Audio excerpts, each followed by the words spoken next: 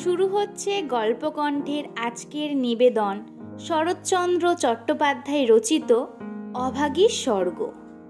শুরু থেকে শেষ পর্যন্ত গল্পটি মন দিয়ে শুনবেন, কারণ গল্পের শেষে থাকছে আপনাদের জন্য কয়েকটি প্রশ্ন। উত্তর জানা থাকলে অবশ্যই কমেন্টে জানাতে ভুলবেন না। তো চলুন শুরু করা যাক আজকের গল্প অভাগীর স্বর্গ। ঠাকুরদাস মুখার্জির বর্ষীয়সী স্ত্রী 7 দিনের জ্বরে মারা গেলেন। বৃদ্ধ মুখোপাধ্যায় মহাশয় ধানের কারবারে অতিশয় সঙ্গতিপন্ন। তাঁর 4 ছেলে 3 মেয়ে। ছেলে মেয়েদের ছেলেপুলে হইয়াছে। জামাইরা, প্রতিবেশীর দল, চাকর বাকর, সে যেন একটা উৎসব বাঁধিয়া গেল। সমস্ত গ্রামের লোক ধুমধামে শবযাত্রা ভিড় করিয়া দেখিতে আসিল। মেয়েরা কাঁদিতে কাঁদিতে মায়ের 2 পায়ে গাঢ় করিয়া আলতা এবং মাথায় ঘন করিয়া সিন্দুর লেপিয়া দিল। বধূরা ললার চন্দনে চর্চিত করিয়া বহুমূল্য বস্ত্রে শাশুড়ি দেহ আচ্ছাদিত করিয়া দিয়া আঁচল দিয়া তাহার শেষ পদধূলি মুছাইয়া লইল। পুষ্পে পত্রে গন্ধে মাল্যে কলরবে মনে হইল না এ কোনো শোকের ব্যাপার। এ যেন বড় বাড়ির গৃহিণী 50 বর্ষ পরে আরো একবার নূতন করিয়া তাহার স্বামী গৃহে যাত্রা করিতেছেন। বৃদ্ধ মুখোপাধ্যায় শান্ত মুখে তাহার চিরদিনের সঙ্গিনীকে শেষ বিদায় দিয়া অলক্ষ্যে 2 ফোঁটা চোখের জল মুছিয়া শোকার্ত কন্যা ও বধূগণকে সান্ত্বনা দিতে লাগিলেন। প্রবল হরিধ্বনিতে প্রভাত আকাশ আলোড়িত করিয়া সমস্ত গ্রাম সঙ্গে সঙ্গে চলিল। আরো একটি প্রাণী একটু দূরে থাকিয়া এই দলের সঙ্গী হইল। সে কাঙালির মা। সে তাহার কুটির প্রাঙ্গণে গোটা কয়েক বেগুন তুলিয়া এই পথে হাটে চলিয়াছিল। এই দৃশ্য দেখিয়া আর নড়িতে পারিল না। রহিল তাহার হাটে যাওয়া, রহিল তাহার আঁচলে বেগুন বাঁধা। সে চোখের জল মুছিতে মুছিতে সকলের পিছনে শ্মশানে আসিয়া উপস্থিত হইল। গ্রামের একান্তে গরুর নদীর তীরে শ্মশান। সেখানে পূর্বাহ্নে কাঠের ভার, চন্দনের টুকরা, ঘৃত, মধু, ধূপ, ধুনা প্রভৃতি উপকরণ সঞ্চিত হইয়াছিল। কাঙালির মা ছোট জাত। দুলের মেয়ে বলিয়া কাছে যাইতে সাহস পাইল না। তফাতে একটা উঁচু ঢিপির মধ্যে দাঁড়াইয়া সমস্ত অন্ত্যেষ্টিক্রিয়া প্রথম হইতে শেষ পর্যন্ত উৎসুক আগ্রহে চোখ মেলিয়া দেখিতে লাগিল। প্রশস্ত ও পর্যাপ্ত চিতার পরে যখন সব স্থাপিত করা হইল, তখন তাহার রাঙা পা দুখানি দেখিয়া তাহার 2 চক্ষু জুড়াইয়া গেল। ইচ্ছা হইল ছুটিয়া গিয়া 1 বিন্দু আলতা মুছাইয়া লইয়া মাথায় দেয়। বহু কণ্ঠের হরিধ্বনির সহিত পুত্র হস্তের মন্ত্রপুত অগ্নি যখন সংযোজিত হইল, তখন তাহার চোখ দিয়া ঝরঝর করিয়া জল পড়িতে লাগিল। মনে মনে বারংবার বলিতে লাগিল, ভাগ্যিমানী মা, তুমি স্বর্গে যাচ্ছ, আমাকেও আশীর্বাদ করে যেও। আমিও যেন এমনই কাঙালির হাতের আগুনটুকু পাই। ছেলের হাতের আগুন, সে তো সোজা কথা নয়।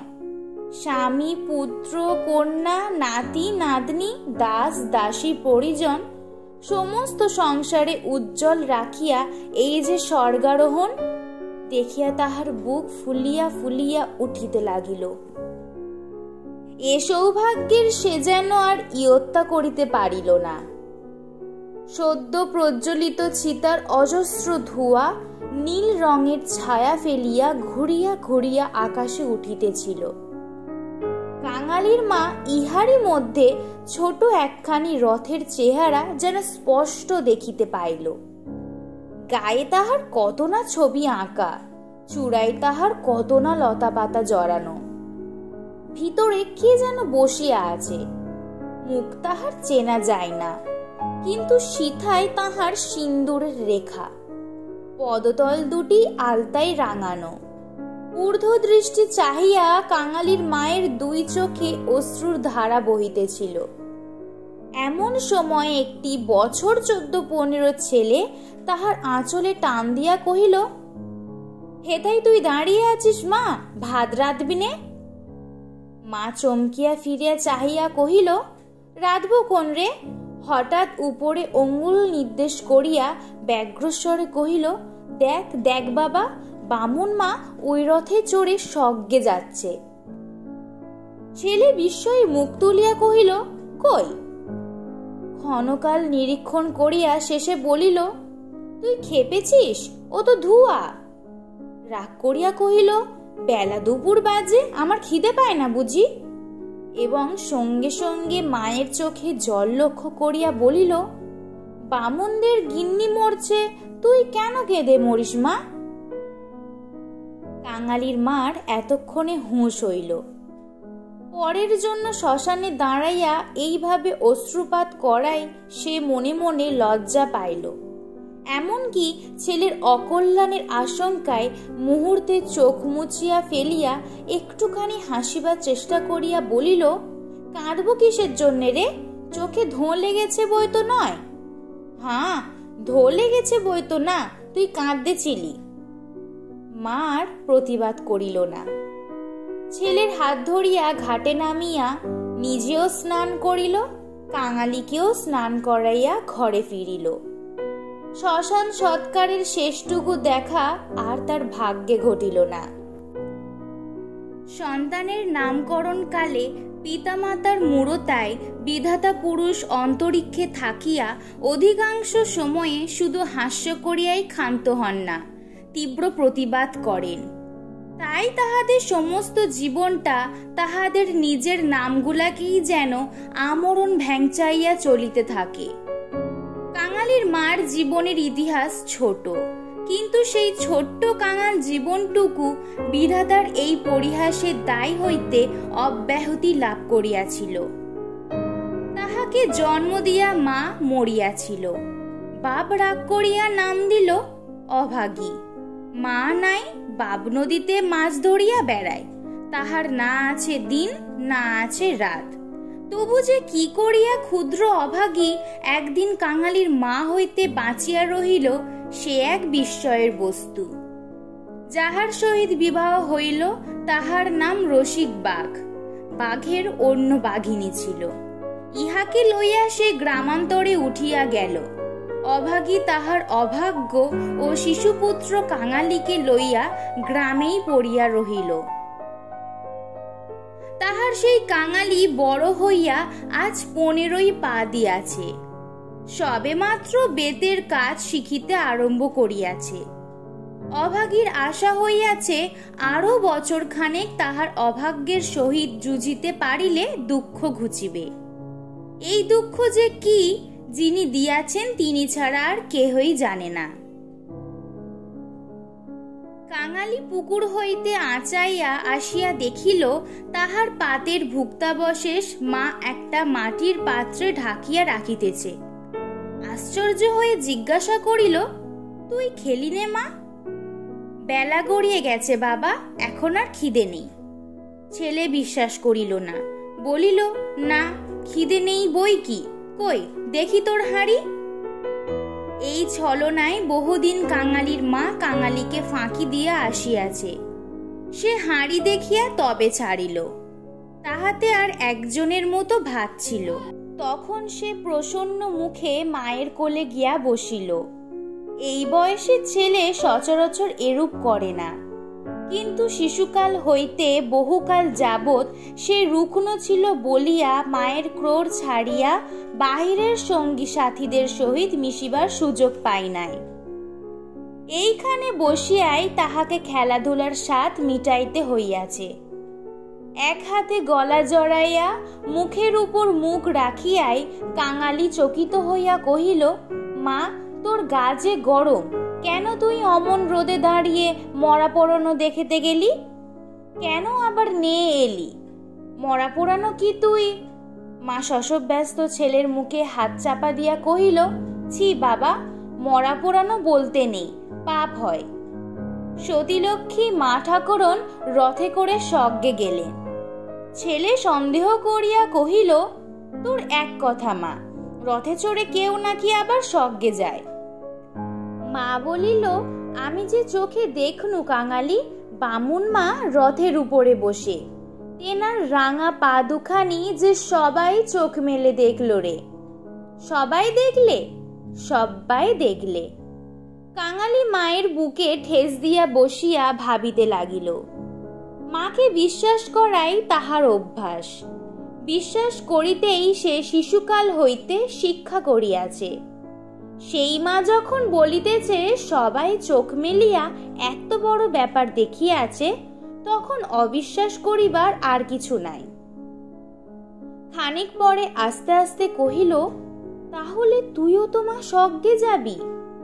বিন্দির মা সেদিন রাখালের পিসিকে বলতেছিল, কাঙালের মার মতো সতীলক্ষ্মী আর দুলে পাড়াই নেই। কাঙালির মা চুপ করিয়া রহিল। কাঙালি তেমনই ধীরে ধীরে কহিতে লাগিল, বাবা যখন তোরে ছেড়ে দিলে, তখন তোরে কত লোকে তো নিকে করতে সাদাসাদি করলে, কিন্তু তুই বললি না।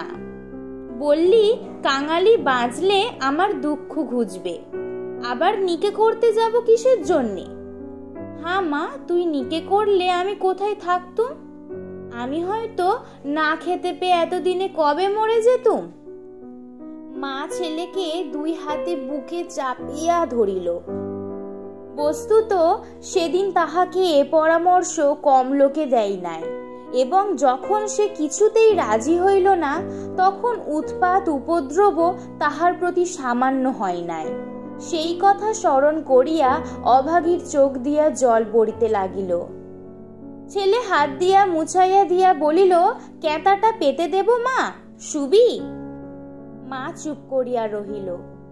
কাঙালি মাদুর পাতিল, কাঁথা পাতিল, মাচার উপর হইতে ছোট বালিশটি পাড়িয়া দিয়া হাত ধরিয়া তাহাকে বিছানায় টানিয়া লইয়া যাইতে মা কহিল, কাঙালি, আজ তোর আর কাজে গিয়ে কাজ নেই। কাজ কামাই করিবার প্রস্তাব কাঙালির খুব ভালো লাগিল, কিন্তু কহিল, জলপানির পয়সা দুটো তো তাহলে দেবে না মা? না দিগ্গে, আয় তোকে রূপকথা বলি। আর প্রলুব্ধ করিতে হইল না। কাঙালি তৎক্ষণাৎ মায়ের বুক ঘেঁষিয়া শুইয়া পড়িয়া কহিল, বল তাহলে। রাজপুত্তুর, কোটালপুত্তুর আর সেই পক্ষীরাজ ঘোড়া। অভাগী রাজপুত্র, কোটালপুত্র আর পক্ষীরাজ ঘোড়ার কথা দিয়া গল্প আরম্ভ করিল। এ সকল তাহার পরের কাছে কতদিনের শোনা এবং কতদিনের বলা উপকথা। কিন্তু মুহূর্ত কয়েক পরে কোথায় গেল তাহার রাজপুত্র, আর কোথায় গেল তাহার কোটালপুত্র? সে এমন উপকথা শুরু করিল, যাহা পরের কাছে তাহার শেখা নয়, নিজের সৃষ্টি। জ্বর তাহার যত বাড়িতে লাগিল, উষ্ণ রক্তস্রোত যত দ্রুত বেগে মস্তিষ্কে বহিতে লাগিল, ততই সে যেন নব নব উপকথার ইন্দ্রজাল রচনা করিয়া চলিতে লাগিল। তাহার বিরাম নাই, বিচ্ছেদ নাই। কাঙালির স্বল্প দেহ বারবার রোমাঞ্চিত হইতে লাগিল। ভয়ে বিস্ময়ে পুলকে সে সজোরে মায়ের গলা জড়াইয়া তাহার বুকের মধ্যে যেন মিশিয়া যাইতে চাহিল। বাহিরে বেলা শেষ হইল, সূর্য অস্ত গেল। সন্ধ্যার ম্লান ছায়া গাঢ়তর হইয়া চরাচর ব্যাপ্ত করিল, কিন্তু ঘরের মধ্যে আজ আর দীপ জ্বলিল না। গৃহস্থের শেষ কর্তব্য সমাধা করিতে কেহ উঠিল না। নিবিড় অন্ধকারে কেবল রুগ্ন মাতার অবাধ গুঞ্জন নিস্তব্ধ পুত্রের কর্ণে সুধা বর্ষণ করিয়া চলিতে লাগিল। সেই শ্মশান ও শ্মশান যাত্রার কাহিনী, সেই রথ, সেই রাঙা পা দুটি, সেই তাঁর স্বর্গে যাওয়া। কেমন করিয়া শকার্ত স্বামী শেষ পদধূলি দিয়া কাঁদিয়া বিদায় দিলেন। কি করিয়া হরিধ্বনি দিয়া ছেলেরা মাতাকে বহন করিয়া লইয়া গেল। তারপরে সন্তানের হাতের আগুন। সে আগুন তো আগুন নয় কাঙালি, সে তো হরি। তার আকাশ জোড়া ধুয়ো তো ধুয়ো নয় বাবা, সেই তো স্বর্গের রথ। কাঙালি চরণ বাবা আমার। কেন মা? তোর হাতের আগুন যদি পাই বাবা, বামুন মার মতো আমিও স্বর্গে যেতে পাবো। কাঙালি অস্ফুটে শুধু কহিল, যা, বলতে নেই। মা সে কথা বোধ করি শুনিতেও পাইল না। তপ্ত নিঃশ্বাস ফেলিয়া বলিতে লাগিল, ছোট জাত বলে তখন কিন্তু কেউ ঘেন্না করতে পারবেন না, দুঃখী বলে কেউ ঠকিয়ে রাখতে পারবে না। ইস, ছেলের হাতের আগুন, রথকে যে আসতেই হবে। মা কহিল, আর দেখ কাঙালি, তোর বাবাকে একবার ধরে আনবি, অমনি যেন পায়ের ধুলো মাথায় দিয়ে আমাকে বিদায় দেয়, অমনি পায়ে আলতা, মাথায় সিঁদুর দিয়ে। কিন্তু কে বা দেবে? তুই দিবি না রে কাঙালি? তুই আমার ছেলে, তুই আমার মেয়ে, তুই আমার সব। বলিতে বলিতে সে ছেলেকে একেবারে বুকে চাপিয়া ধরিল। অভাগীর জীবন নাট্যের শেষ অঙ্ক পরিসমাপ্ত হইতে চলিল। বিস্তৃতি বেশি নয়, সামান্যই। বোধ করি 30টা বৎসর আজও পার হইয়াছে কি হয় নাই, শেষও হইল তেমনি সামান্যভাবে। গ্রামে কবিরাজ ছিল না, ভিন্ন গ্রামে তাহার বাস। কাঙালি গিয়া কাঁদাকাটি করিল, হাতে পায়ে পড়িল, শেষে ঘটি বাঁধা দিয়া তাহাকে 1 টাকা প্রণামী দিল। তিনি আসিলেন না। গোটা 4 বড়ি দিলেন। তাহার কত কি আয়োজন! খল, মধু, আদার সত্ত্ব, তুলসী পাতার রস। কাঙালির মা ছেলের প্রতি রাগ করিয়া বলিল, কেন তুই আমাকে না বলে ঘটি বাঁধা দিতে গেলি বাবা? হাত পাতিয়া বড়ি কয়টি গ্রহণ করিয়া মাথায় ঠেকাইয়া উনানে ফেলিয়া দিয়া কহিল, ভালো হয়তো এতেই হব। বাগদিদুলের ঘরে কেউ কখনো ওষুধ খেয়ে বাঁচে না। দিন 2-3 এমনই গেল। প্রতিবেশীরা খবর পাইয়া দেখিতে আসিল। যে যাহা মুষ্টিযোগ জানিত, হরিণের শিং ঘষা জল গেঁটে করি পুড়াইয়া মধুতে মারিয়া চাটাইয়া দেওয়া ইত্যাদি অব্যর্থ ঔষধের সন্ধান দিয়া যে যাহার কাজে গেল। ছেলে মানুষ কাঙালি ব্যতিব্যস্ত হইয়া উঠিতে মা তাহাকে কাছে টানিয়া লইয়া কহিল, কবরেজের বড়িতে কিছু হলো না বাবা, আর ওদের ওষুধে কাজ হবে? আমি এমনই ভালো হব। কাঙালি কাঁদিয়া কহিল, তুই বড়ি তো খেলি নে মা, উনানে ফেলে দিলি, এমনই কি কেউ সারে? আমি এমনি সেরে যাব, তার চেয়ে তুই 2টো ভাতে ভাত ফুটিয়ে নিয়ে খা দেখি, আমি চেয়ে দেখি। কাঙালি এই প্রথম অপটু হস্তে ভাত রাঁধিতে প্রবৃত্ত হইল। না পারিল ফ্যান ঝাড়িতে, না পারিল ভালো করে ভাত বাড়িতে। উনান তাহার জ্বলে না, ভিতরে জল পড়িয়া ধোঁয়া হয়। ভাত ঢালিতে চারিদিকে ছড়াইয়া পড়ে। মায়ের চোখ ছলছল করিয়া আসিল। নিজে একবার উঠিবার চেষ্টা করিল, কিন্তু মাথা সোজা করিতে পারিল না। শয্যায় লুটাইয়া পড়িল। খাওয়া হয়ে গেলে ছেলেকে কাছে লইয়া কি করিয়া কি করিতে হয় বিধিমতে উপদেশ দিতা গিয়া তাহার ক্ষীণ কণ্ঠ থামিয়া গেল। চোখ দিয়া কেবল অবিরল ধারে জল পড়িতে লাগিল। গ্রামে ঈশ্বর নাপিত নারী দেখিতে জানিত। পরদিন সকালে সে হাত দেখিয়া তাহারই সম্মুখে মুখ গম্ভীর করিল, দীর্ঘ নিঃশ্বাস ফেলিল এবং শেষে মাথা নাড়িয়া উঠিয়া গেল। কাঙালির মা ইহার অর্থ বুঝিল, কিন্তু তাহার ভয়ই হইল না। সকলে চলিয়া গেলে সে ছেলেকে কহিল, এইবার তাকে ডেকে আনতে পারিস বাবা? কাকে মা? ওই যে রে ও গায়ে যে উঠে গেছে। কাঙালি বুঝিয়া কহিল, বাবাকে? অভাগী চুপ করিয়া রহিল। কাঙালি বলিল, সে আসবে কেন মা? অভাগীর নিজেরই যথেষ্ট সন্দেহ ছিল, তথাপি আস্তে আস্তে কহিল, গিয়ে বলবি মা শুধু একটু তোমার পায়ের ধুলো চায়। সে তখনই যাইতে উদ্যত হইলে সে তাহার হাতটা ধরিয়া ফেলিয়া বলিল, একটু কাঁদাকাটা করিস বাবা, বলিস মা যাচ্ছে। একটু থামিয়া কহিল, ফেরবার পথে অমনি নাপতে বৌদির কাছ থেকে একটু আলতা চেয়ে আনিস কাঙালি, আমার নাম করলেই সে দেবে, আমাকে বড় ভালোবাসে। ভালো তাহাকে অনেকেই বাসিত। জ্বর হওয়া অবধি মায়ের মুখে সে এই কয়টি জিনিসের কথা এতবার এত রকম করিয়া শুনিয়েছে যে সে সেইখান হইতে কাঁদিতে কাঁদিতে যাত্রা করিল। ভালো তাহাকে অনেকেই বাসিত। জ্বর হওয়া অবধি মায়ের মুখে সে এই কয়টা জিনিসের কথা এতবার এত রকম ভাবে শুনিয়াছে যে সে সেইখান হইতে কাঁদিতে কাঁদিতে যাত্রা করিল। পরদিন রসিকদুলে সময় মতো যখন আসিয়া উপস্থিত হইল, তখন অভাগীর আর বড় জ্ঞান নাই। মুখের পরে মরণের ছায়া পড়িয়াছে। চোখের দৃষ্টি এ সংসারের কাজ সারিয়া কোথায় কোন অজানা দেশে চলিয়া গেছে। কাঙালি কাঁদিয়া কহিল, মাগো, বাবা এসেছে, পায়ের ধুলো নেবে যে। মা হয়তো বুঝিল, হয়তো বুঝিল না, হয়তো বা তাহার গভীর সঞ্চিত বাসনা সংস্কারের মতো তাহার আচ্ছন্ন চেতনায় ঘা দিল।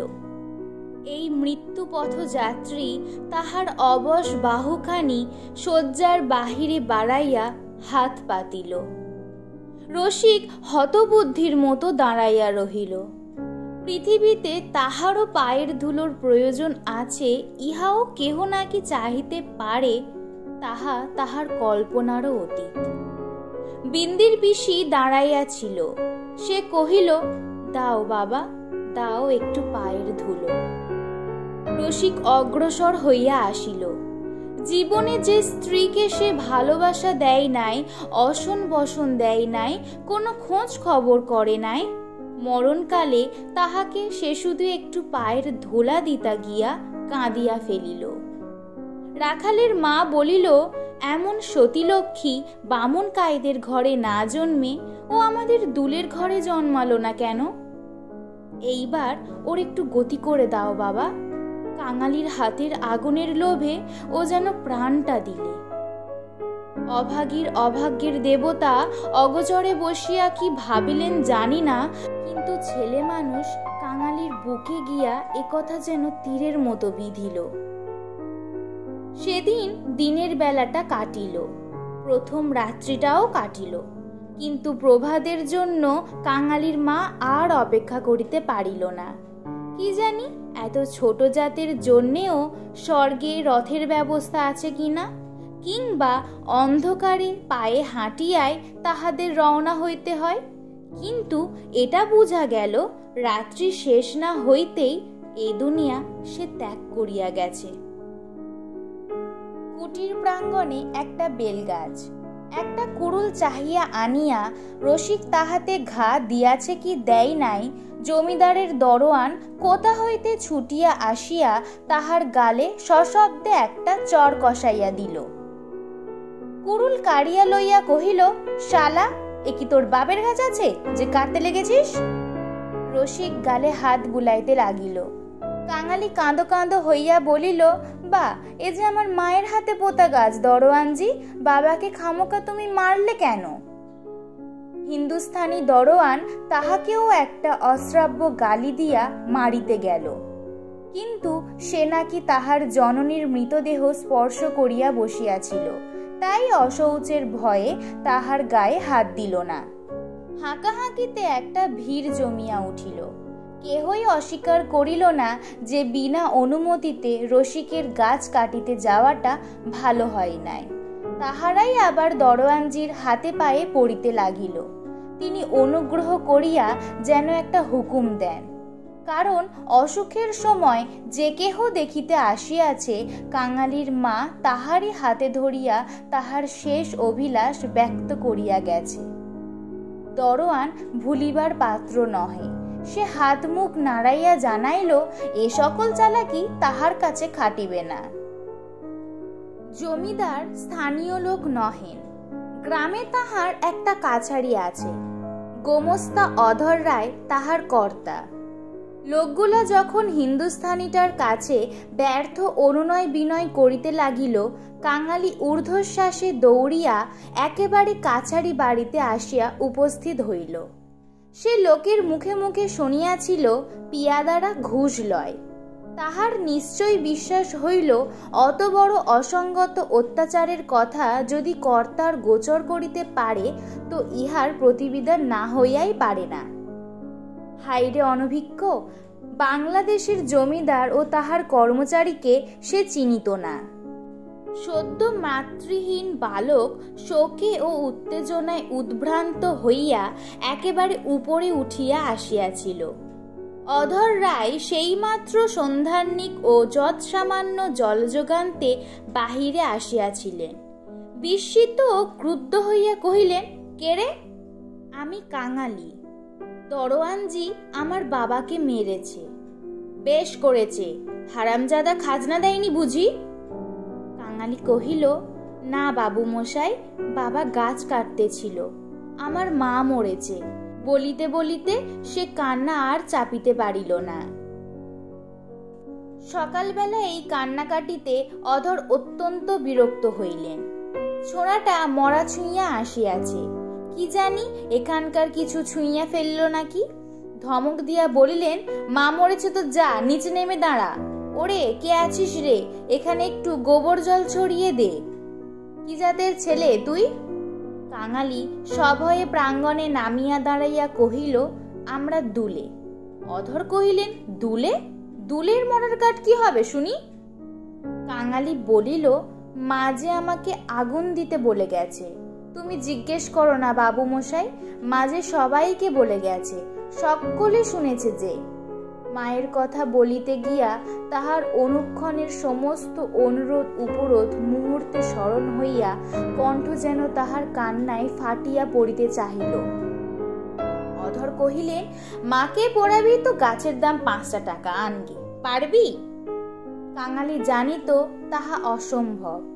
তাহার উত্তরীয় কিনিবার মূল্যস্বরূপ তাহার ভাত খাইবার পিতলের কাঁসিটি বিন্দির পিসি 1 টাকায় বাঁধা দিতে গিয়াছে সে চোখে দেখিয়া আসিয়াছে।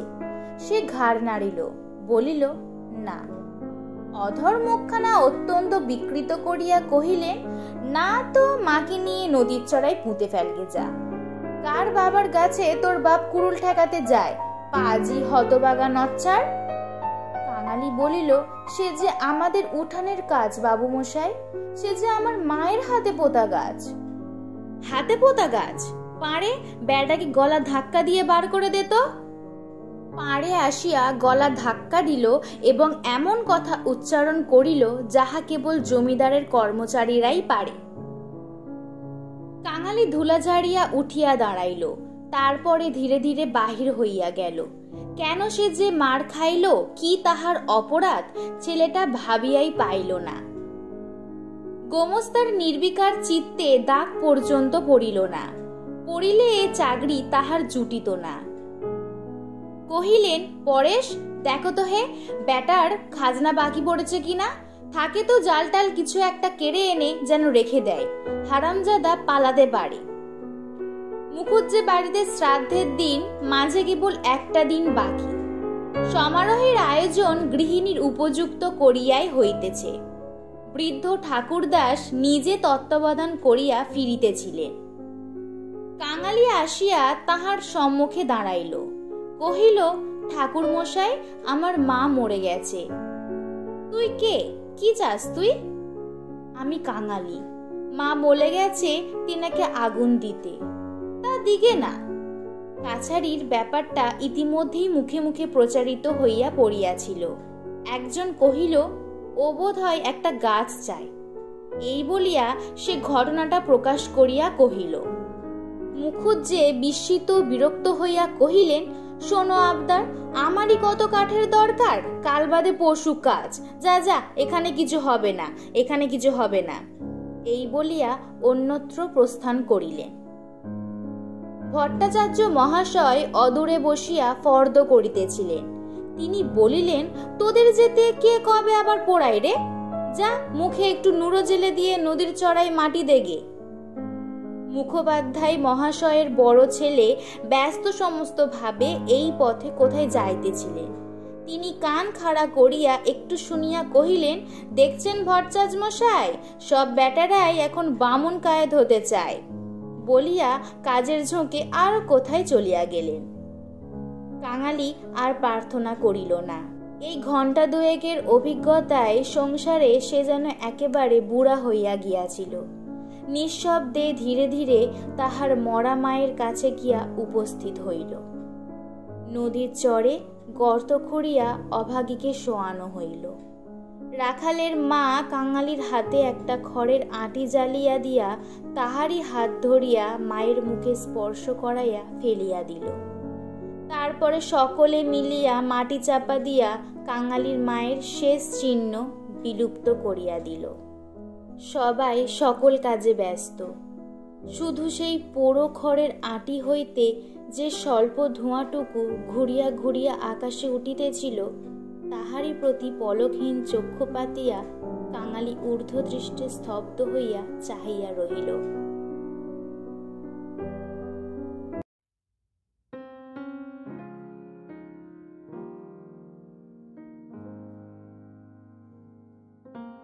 এইভাবেই শেষ হলো শরৎচন্দ্র চট্টোপাধ্যায় রচিত অভাগীর স্বর্গ গল্পটি। গল্পটি শুনে কেমন লাগলো আপনাদের? আশা করি ভালো লেগেছে। এখন আপনাদের জন্য রইল কয়েকটি প্রশ্ন।